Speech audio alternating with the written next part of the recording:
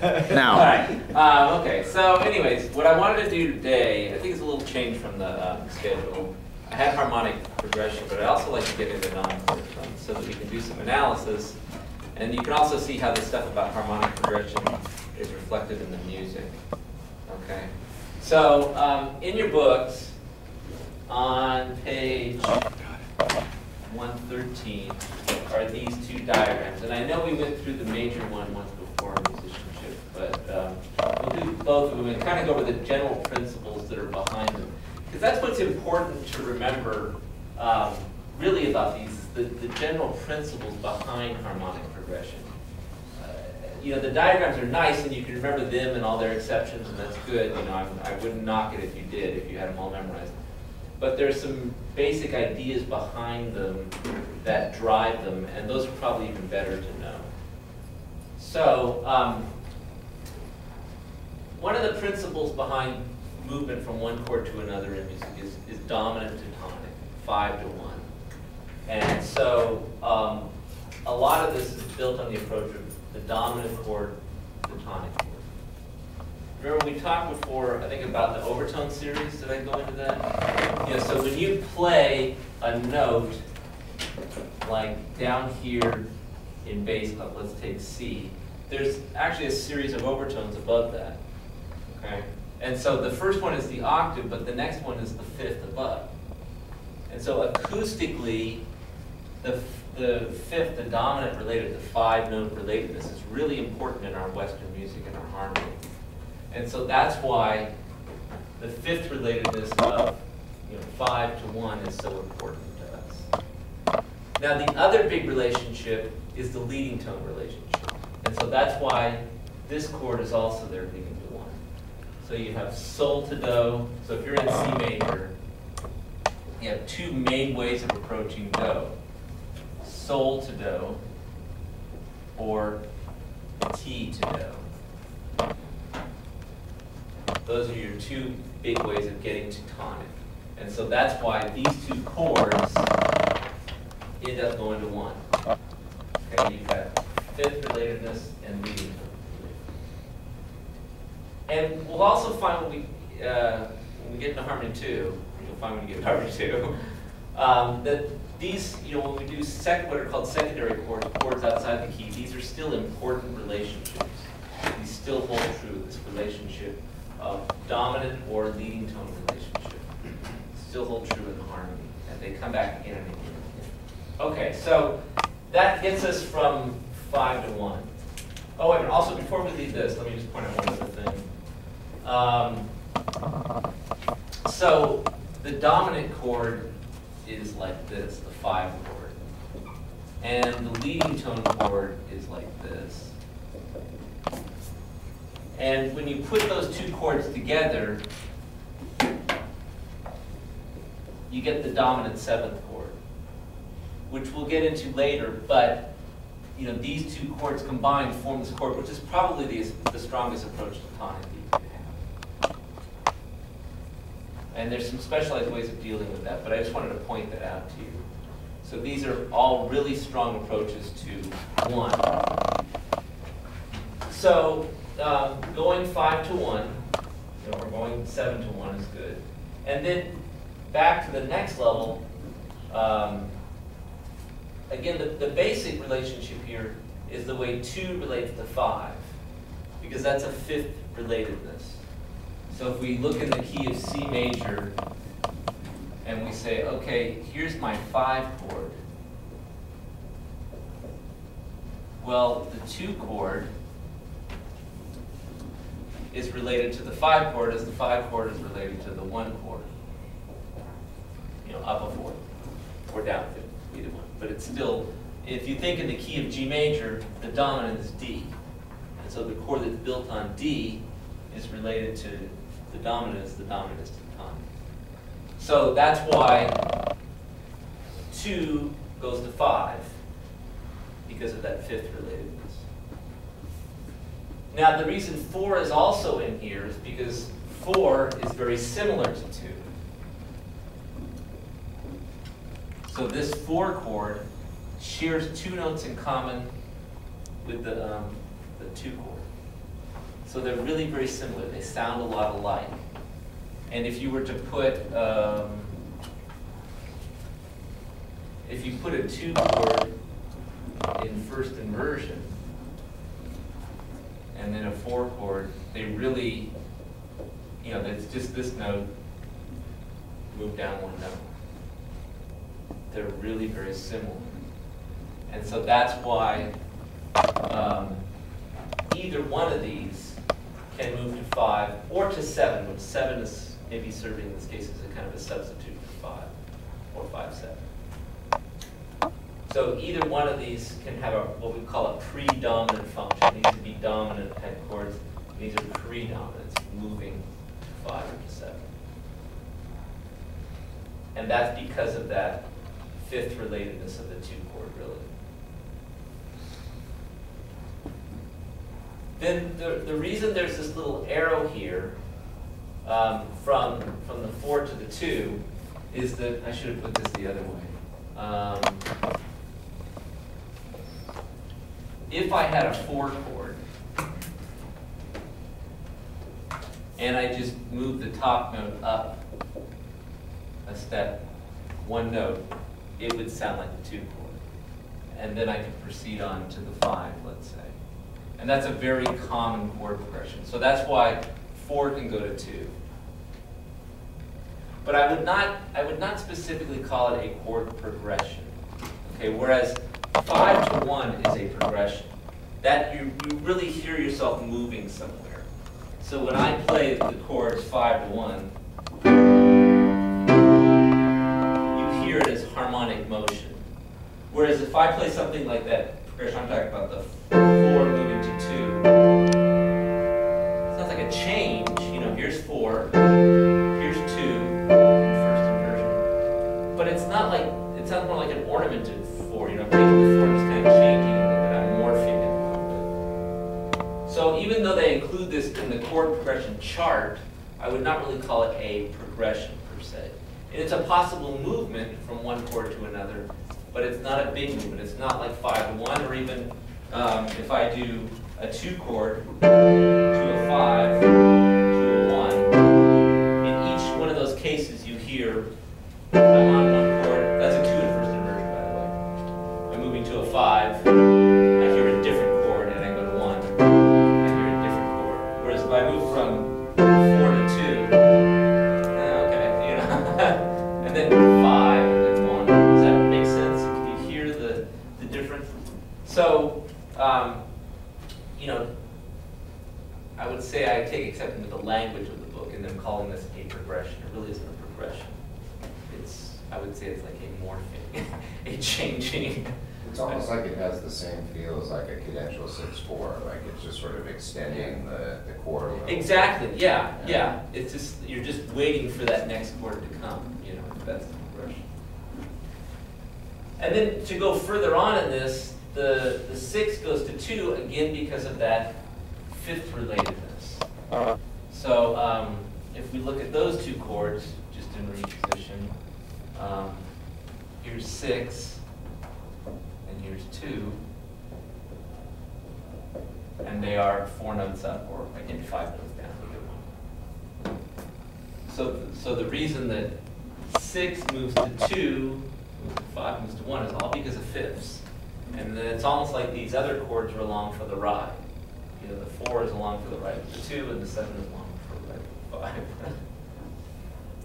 And so 6 goes to 2, or it goes to 4, again, because the 4 can serve as like a substitute chord. You guys didn't like jazz or commercial harmony? You ever heard the term substitute chords? Yeah. No? Okay.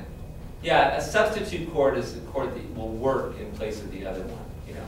So 4 and 2 is a really common substitution for each other. And they're usually chords that are similar to each other so that you can substitute them. Just like, or the deceptive progression, you know, 5 to 6. You can substitute 6 for 1 because they're so similar. So 4 and 2 are like similar chords. So 6 goes to 2 or 4, which go on to 5 or 7, which goes to 1 because of the fifth relatedness. And finally, back here at the end is the 3 chord. And 3 goes to 6, again, because of the fifth relatedness. 3 is here, 3, goes to 6, goes to 2, goes to 5, goes to 1. Right? Each one is, we're talking 4 notes up, but we could also write it 5 notes down. Sorry, question. Yeah. Air going from the 1 back, I missed it. Does that mean that the 1 chord can go to any of those chords? I haven't gotten there yet, but what it means is the 1 chord, once you get to the 1 chord, which you come back home, is you can then jump back to anywhere in this diagram and start all over again. But once you get like here, then you got to push your way through. But then once you get here, you go back. In this, but you can, so you can do 6, 2, 5, 1, 7, 1. 4, 5, 1. And so each time you get to 1, you can jump back into the diagram. But once you jump to a certain spot in the diagram, like if you jump all the way to 3, then you've got to follow the progression all the way through. Or there are some shortcuts, but that's the basic idea. Can you always substitute a chord, like for, say you're at 3, can you substitute another chord for the 6? I know that in some commercial applications, they'll substitute like 3 for 1 because they're really similar. The 3 chord and the 1 chord are, again, share 2 notes in common, so they're really, but there's really only in traditional harmony, there's only a couple substitutes that you can use. And one is this 4 and 2, and the other one is the 1 and the 6, which are similar. Other than that, there's really not a lot that you can do with substitutions.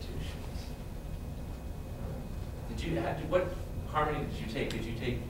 Oh, you didn't take commercial harmony? No. Oh, okay. I'm just doing it just to be ready for next semester. Okay. Because there's also these things, tritone substitutions, which, again, commercial harmony has one name for it, traditional harmony has a different name for it, but actually it all works out to be the same thing eventually. But if you'd been familiar with that, I would have said something about it. But there are some different substitutions. And so you can see that the 3 chord way out here, it doesn't often get used. It's more these chords in here and even stronger towards this. If you want to think of this like 1 chord as having a certain gravity, like the earth, and as you get farther and farther away from earth, the gravity gets less and less and less. And so you want to stay in the heavy gravity areas. You don't want to be floating out in outer space here because you might end up just drifting away, and not having any tonality, not having any center. So most traditional harmony tends to stay in here and not get to the 3 chord very much. Okay, so it's centered around 5, 1, 4, 5, 1, 2, 5, 1, 4, 7, 1. All those different things around it here, occasionally moving out to the 6, but rarely getting out to the 3. And if you look at more and more classical music, you don't see a lot of 3 chords because it's so far away from the gravitational center of 1. Okay? And I think I told you before that Doctor Who actually forbids her Harmony 1 class to use the 3 chord. She won't even allow them to use it. Now, I won't go that far. But I want you to be aware of it's just really rare. And so if we're writing in terms of traditional harmony, if we're writing this kind of music, then you're not going to use it that often. If you're writing in that mode, in that vein. Any questions about that? Okay, so the minor one is a little different, and that has to do with mostly with the, they call them inflections, that come up in the minor scale, and the principal one is the one that comes up in the harmonic minor. So if I have a minor scale, let's see.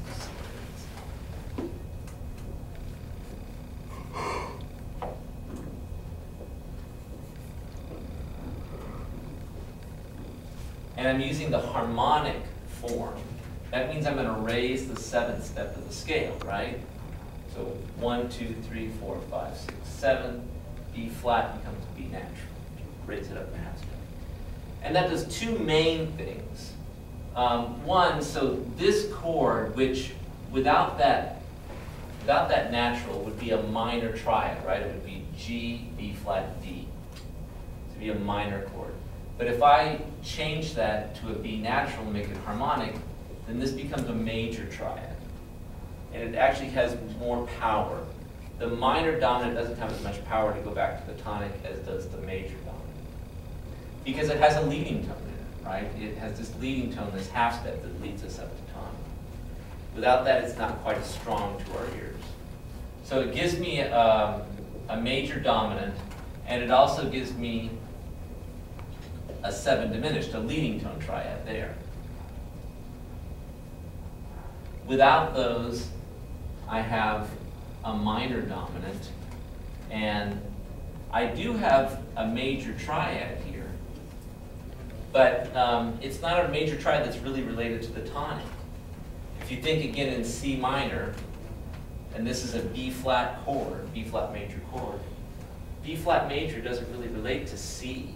You know, it's not, there's not part of the C major scale like we're used to thinking about. So that's why it's so far away in the diagram from the tonic. If we're thinking in C major, like this is C, or C minor, I'm sorry, this is C, then this B flat chord is way, way out in outer space. That's where planet X is. We're way out. Although there's some tricks to that, but that's the idea. But still the same, but that's why they have, there's 2 different 7s. There's a 7 here that's a major triad, and there's a 7 here that's a diminished triad. This 7 that's the diminished is the leading tone to tonic. Okay. And this 5, which is the dominant, is the dominant one. If we're in harmonic, it only works if we're in harmonic. The 4 will move to 5, or the 2 will move to 5. That still works in that whole relationship there. These are still 3 dominant chords. The 6 will go to these chords, and that still works. The 3 will go to 6, and that still works fine. The weird exception is this 7 sitting out here. And actually these chords, the 7 and the 3 and the 6, are all kind of related. Let me point that out to you.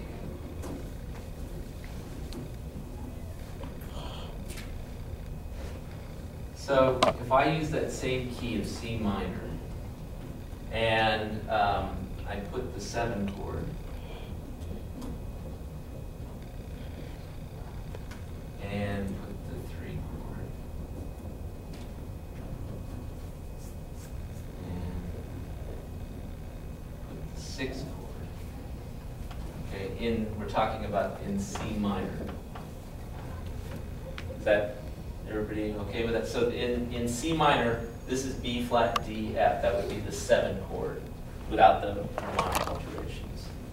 And this would be the 3 chord. And this would be the 6 chord on A flat. Everybody with me so far? Okay, now shift your frame of reference instead to the relative major, to the key of E flat. Okay, if I think of this in the key of E flat, then this becomes 5, and this becomes 1, and this becomes 4. That makes sense? Am I freaking you out too much? Okay. So now what looks kind of like weak relationships in the key of C minor become very strong chords and strong relationships in the relative major. Right? 5 to 1, 1 to 4. Or if you want to think of this in the key of A flat, in the key of A flat, this would be 5 to 1. The dominant of A flat is an E flat. So because minor has this kind of ambiguity about it, when you raise the leading tone and use the harmonic form, it's very clear directed towards C minor. But when you remove that, then you get all these kind of weird majorish sounds to it. And so you can exploit those relationships in a minor key much more often than you would in a major key. So 3, which is the tonic chord in the relative major, right? In C minor, that's 3, but in E flat, that's 1.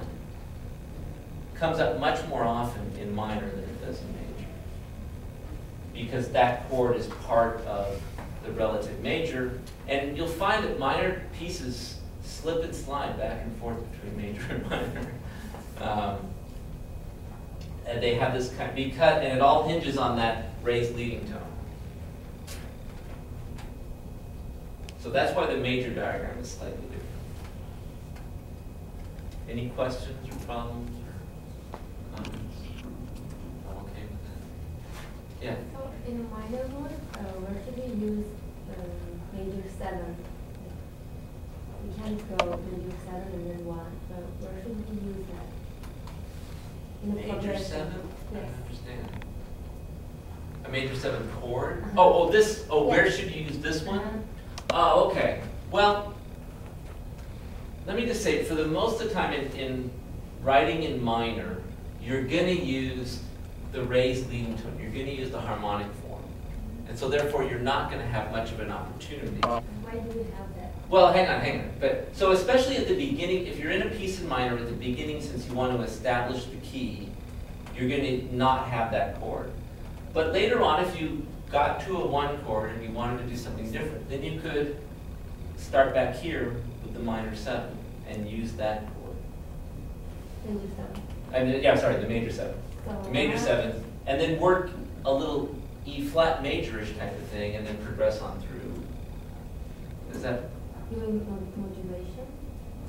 almost? Well, yeah. There are some pieces where clearly you will modulate from C minor to E flat major. Happens a lot. You know, like Beethoven's Fifth Symphony. Ba-ba-ba-bum, ba-ba-ba-bum, right? That starts off in C minor. But eventually it gets to E flat major. And the second theme, the main theme of the movement is in E flat major. So he modulates because they're so closely related. But the actual thing is, in a piece in C minor, you may kind of drift into E flat major and then come back again, you know? Almost as if you were like, you know, you're driving down a street, a 2-lane highway, and you're in this lane, but you maybe drift into E flat. Then you go, okay, well no, I don't want to ruin my, I don't want to ruin my C minor feel completely, but I'm just going to go there for a minute. Does that make sense? So it's a little modulation, and definitely in traditional harmony or in any kind of harmony and analysis, there are gray areas. So you will find there are pieces where you could analyze the progression that you see in the music. You could analyze this as a 7, 7-3-6 or something like that, or you'll change to E flat and say this is 5-1-4, because you feel that is really strongly in E flat, and then maybe it modulates back to C minor. So there are some gray areas. It's not always clear cut.